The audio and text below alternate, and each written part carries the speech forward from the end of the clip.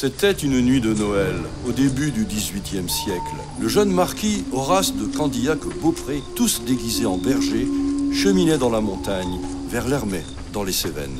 La nuit était extrêmement froide. Des milliers d'étoiles scintillaient dans le ciel pur.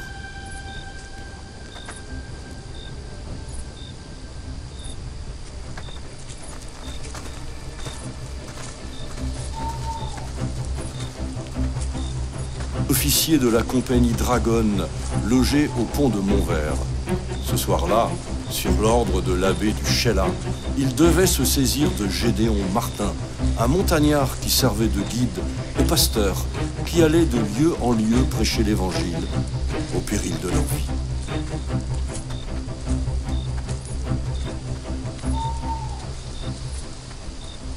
Nous approchons, et voici les habitations du village. Sur le côté, si je ne me trompe pas, celle de Gédéon Martin. Postez-vous aux alentours et guettez. Moi, je vais rôder autour de l'habitation et m'assurer que je ne me trompe pas.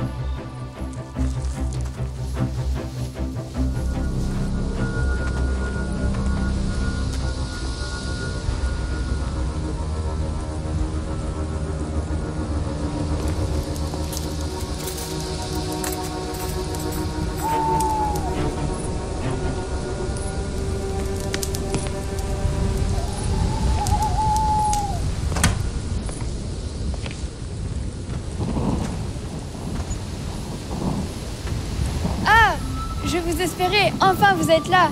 Entrez vite et soyez les bienvenus.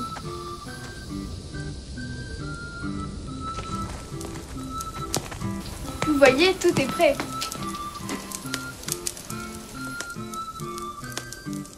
Puisque tu m'attendais, tu sais donc qui je suis? Oui.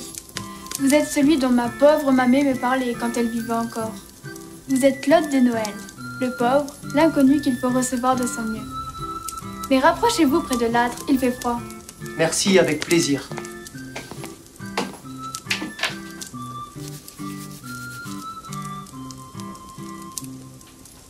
Prenez place. Mais dis donc, comment te nommes-tu, petite? On m'appelle Guillemette. Guillemette, que fais-tu donc toute seule dans ce logis? Mon père est sur la montagne. Il rentrera après minuit. J'espérais que vous pourriez le rencontrer. Mais il n'est pas encore là. En attendant, je vais vous donner à manger. Avec plaisir.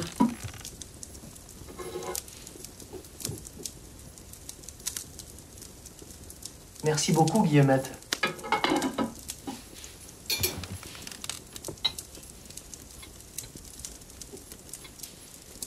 Vous pourriez me lire une histoire de Noël?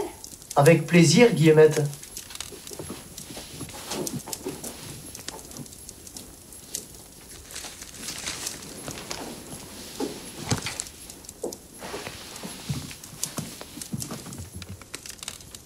Et pendant qu'ils étaient là, le temps auquel elle devait accoucher arriva.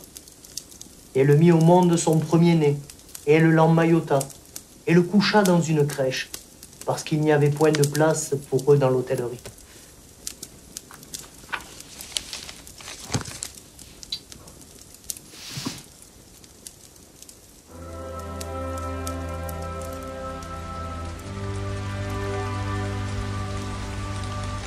Or, il y avait dans la même contrée des bergers qui couchaient au champ et qui gardaient leurs troupeaux pendant les veilles de la nuit. Et tout à coup, un ange du Seigneur se présenta à eux. Et la gloire du Seigneur resplendit autour d'eux. Et ils furent saisis d'une grande frayeur. Alors l'ange leur dit, n'ayez pas peur, car je vous annonce une grande nouvelle, qui sera pour tout le peuple un sujet de grande joie. C'est qu'aujourd'hui, dans la ville de David, le Sauveur qui est le Christ, le Seigneur, vous est né. Et vous le reconnaîtrez à ceci, c'est que vous trouverez le petit enfant couché et emmailloté dans une crèche. Et au même instant, il y eut avec l'ange une multitude de l'armée céleste louant Dieu et disant « Gloire soit à Dieu au plus haut des cieux, paix sur la terre aux hommes de bonne volonté. » Et alors que les anges se furent retirés d'avec eux dans le ciel, les bergers se dirent les uns aux autres, « Allons jusqu'à Bethléem et voyons ce qui est arrivé et que le Seigneur nous a fait connaître. » Ils y allèrent donc en diligence. Et là, ils trouvèrent Marie et Joseph et le petit enfant qui était couché dans la crèche. Et l'ayant vu, ils publièrent ce qui leur avait été dit et qui concernait ce petit enfant. Et tous ceux qui les entendirent étaient dans l'admiration de ce que les bergers leur disaient. Et Marie conservait toutes ces choses et les repassait au fond de son cœur. Et les bergers s'en retournèrent, louant et glorifiant Dieu de ce qu'ils avaient vu et entendu, conformément à ce qui leur avait été dit. Je suis des vôtres, Guillemette. Dors paisiblement. L'hôte de Noël ne dénoncera pas ton père que tu attends.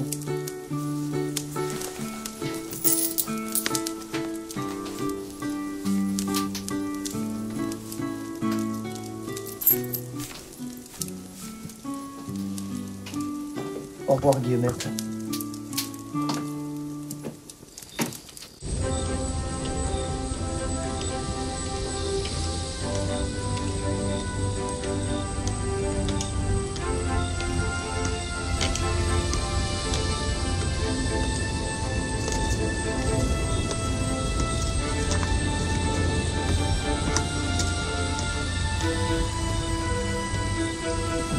Rien à faire. Si Martin n'est pas rentré à cette heure-ci, il ne rentrera chez lui que demain matin. Allons, repartons au pont de Montvert.